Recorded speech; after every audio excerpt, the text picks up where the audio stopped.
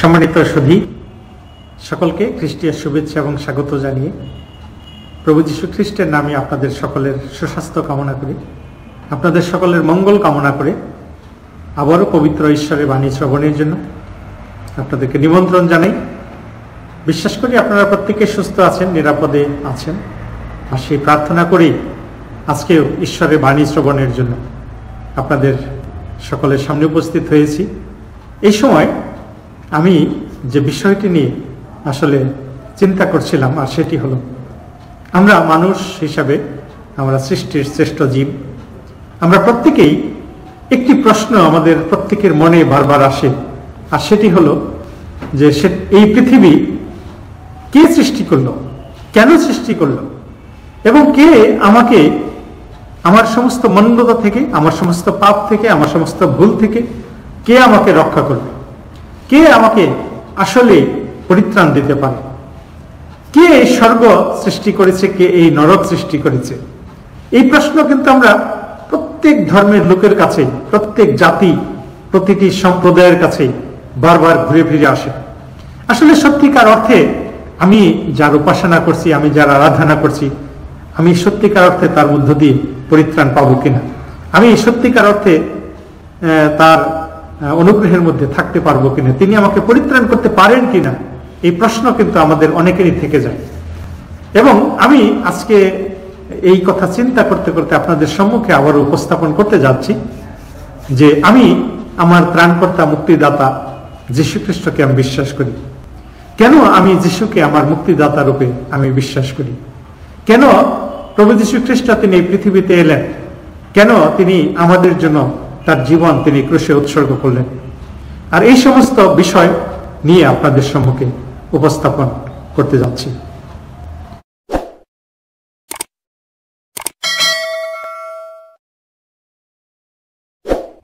সম্মানিত সুধী, আমি একটি মাত্র কারণে, একটি মাত্র লক্ষ্যে, একটি মাত্র উদ্দেশ্যে, একটি মাত্র বিশ্বাসে আমি খ্রিস্টকে আমার মুক্তিদাতা রূপে গ্রহণ করেছি, আর সেই পথটি আপনাদের সম্মুখে উপস্থাপন করতে যাচ্ছি।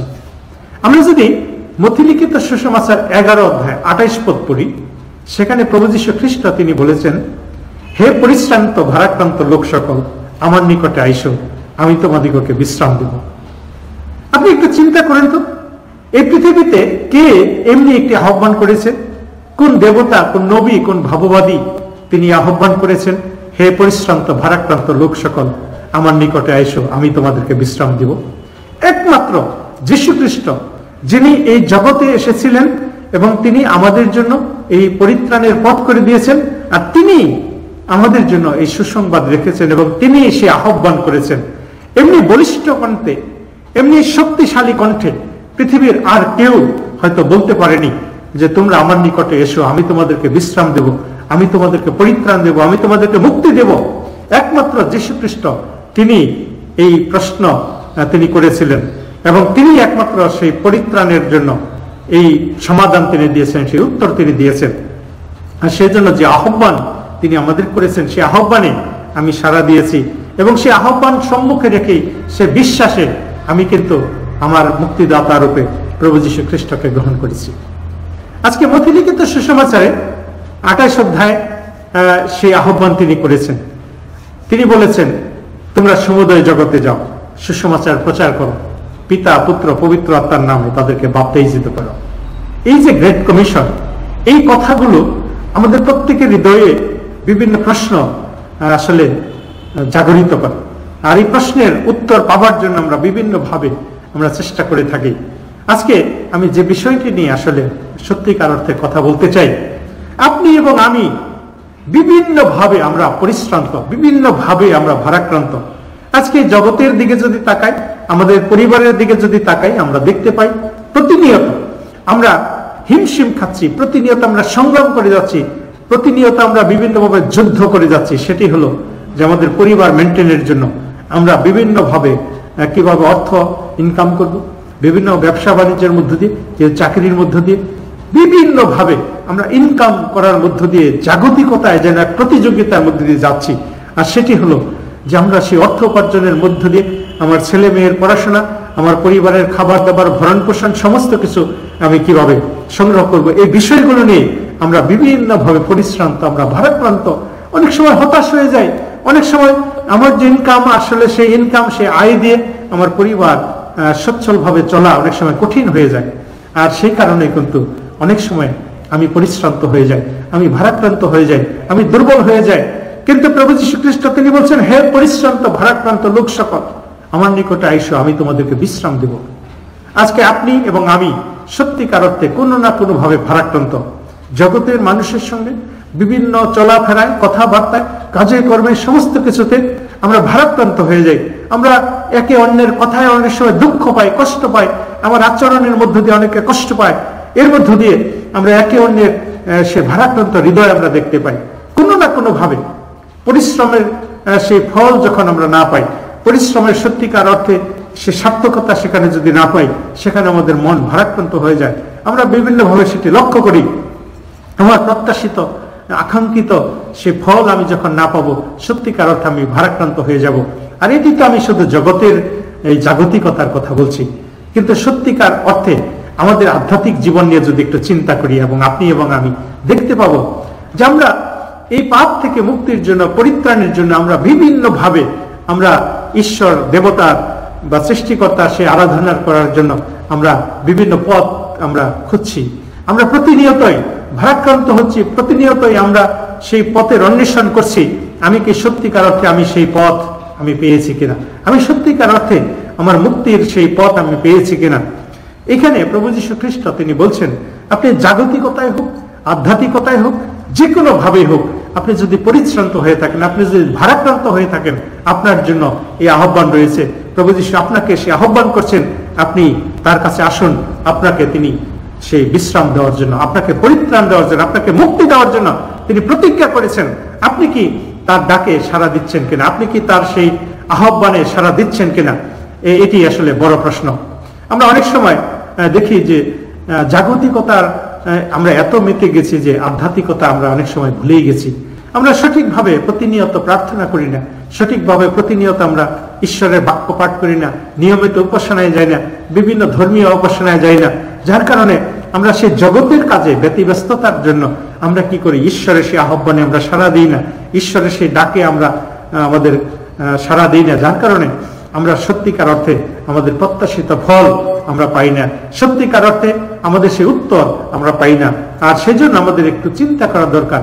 যদিও আমরা সৃষ্টির শ্রেষ্ঠ জীব, যদিও আমরা ঈশ্বরের মনোনীত যাজকবর্গ, যদিও আমরা ঈশ্বরের মনোনীত তার সন্তান, কিন্তু অনেক সময় সন্তান হিসাবে আমাদের যে দায়িত্ব পিতার প্রতি আমরা অনেক সময় সেটি পালন করি না, যার কারণে আমরা অনেক সময় কি করি, হতাশাগ্রস্ত হয়ে যাই, আমরা ভারাক্রান্ত হয়ে যাই, আমরা দুর্বল হয়ে যাই।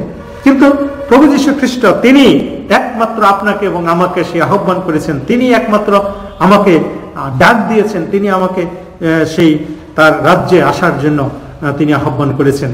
আমি এবং আমি সত্যিকার অর্থে আমরা কি তার সেই ডাকে, আহ্বানে সাড়া দিচ্ছি কিনা, এটি আমাদের কাছে প্রশ্ন। এটি আমাদের আজকে তুলে ধরার বিষয় যে আমি সত্যিকার অর্থে আমি কি ঈশ্বরের সেই বাক্যে সাড়া দিচ্ছি কিনা, তার ডাকে সাড়া দিচ্ছি কিনা, তার আহ্বানে সাড়া দিচ্ছি কিনা, যার কারণে আমরা বিভিন্ন পরিশ্রম করে প্রত্যাশিত ফল পাই না, যার কারণে আমরা আকাঙ্ক্ষিত ফল পাই না, যার কারণে আমরা অনেক সময় হতাশাগ্রস্ত হয়ে যাই, আমরা অনেক সময় ভারাক্রান্ত হয়ে যাই, আমরা অনেক সময় আমরা প্রত্যাশিত ফল পাই না। আপনি এবং আমি সত্যিকার অর্থে ঈশ্বরের সেই সন্তান হিসেবে আমরা যদি তার বাধ্য হতাম, আমরা যদি তার আহ্বানে সাড়া দিতাম, আমরা তার সত্যিকার সেই আকাঙ্ক্ষা যদি পূর্ণ করতাম, অবশ্যই তিনি আমাদের প্রতিফল দিবেন, অবশ্যই তিনি আমাদের প্রত্যাশিত ফল দিবেন, অবশ্যই আমাদের সমস্ত কাজে তার সার্থকতা এবং সাকসেসফুল আমরা দেখতে পাবো। কিন্তু আমরা অনেক সময় পরিশ্রম করি, সত্যিকার তো সেই পরিশ্রমের ফল আমরা পাই না, কারণ আমরা সত্যিকার যিনি এই ফলদাতা তার কাছে আমরা যাই না, যার কারণে আমরা সেই আশীর্বাদ পাই না। আমরা অনেক সময় প্রশ্ন করে থাকি যে আসলে কি সত্যিকার অর্থে স্বর্গ আছে কিনা, আসলে সত্যিকার অর্থে নরক আছে কিনা, এই প্রশ্ন কিন্তু আমাদের অনেকেরই থেকে যায়।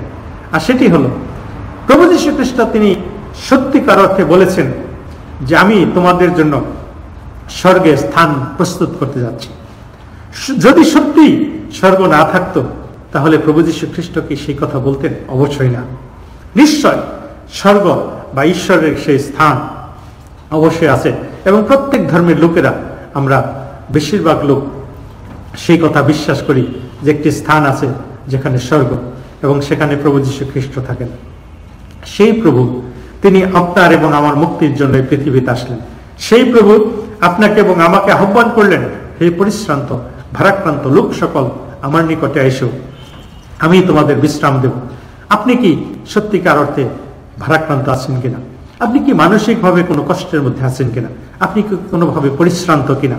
আপনি কি ক্লান্ত হয়ে গেছেন কিনা?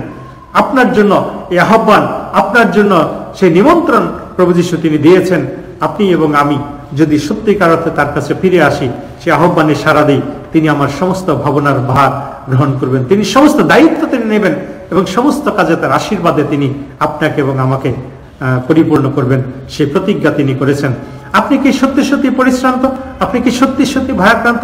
আসুন, আপনি কি সত্যিকার অর্থে আপনার সেই পাপের বোঝা, আপনার সমস্ত ভার আপনি ঈশ্বরের কাছে ফেলে দিতে চান কিনা?